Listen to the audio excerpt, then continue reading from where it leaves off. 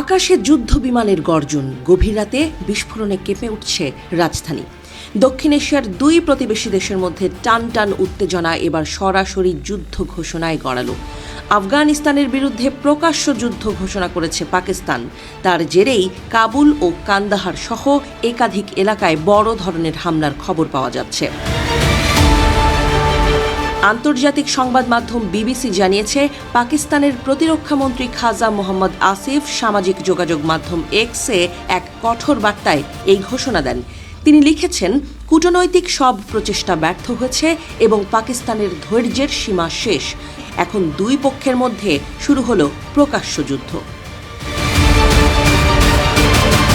পাকিস্তানি বাহিনীর দাবি, সাম্প্রতিক সীমান্ত হামলায় তাদের সেনারা নিহত হওয়ার পরই পাল্টা অভিযানে নামে তারা। এই অভিযানে এখন পর্যন্ত 133 জন আফগান তালিবান নিহত এবং 200 জনেরও বেশি আহত হয়েছেন বলে ইসলামাবাদের পক্ষ থেকে জানানো হয়েছে। কাবুল, পাকতিয়া ও কান্দাহারে একাধিক স্থানে বিমান ও স্থল হামলা চালানো হয়েছে বলেও দাবি করা হয়েছে। বার্তা সংস্থা এএফপি জানিয়েছে, শুক্রবার ভোররাতে কাবুলের টানা বিস্ফোরণে কেঁপে ওঠে পুরো শহর। স্থানীয় সময় রাত প্রায় 1:50 যুদ্ধ বিমানের শব্দের সঙ্গে বিস্ফোরণের বিকট আওয়াজ শোনা যায়। রাজধানীর বিভিন্ন এলাকায় গোলাগুলির শব্দ কয়েক ঘণ্টা ধরে চলতে থাকে। শহরের বাসিন্দাদের মধ্যে ছড়িয়ে পড়ে আতঙ্ক। অন্যদিকে আফগান মুখপাত্র জবিহুল্লাহ মুজাহিদ প্রথমে দাবি করেন, কান্দাহার ও হেলমান্দে পাকিস্তানি সামরিক অবস্থানে প্রতিশোধমূলক হামলা চালানো হয়েছে। তবে পরবর্তীতে সেই পোস্ট সরিয়ে নেওয়া হয় এবং তালিবানের পক্ষ থেকে আর কোনো আনুষ্ঠানিক নিশ্চিত তথ্য পাওয়া যায়নি। সর্বশেষ বিবৃতিতে মুজাহিদ দাবি করেন, পাকিস্তানের হামলায় তাদের কেউ আহত হয়নি। দুই পক্ষের বক্তব্যে স্পষ্ট বিরোধ দেখা যাচ্ছে।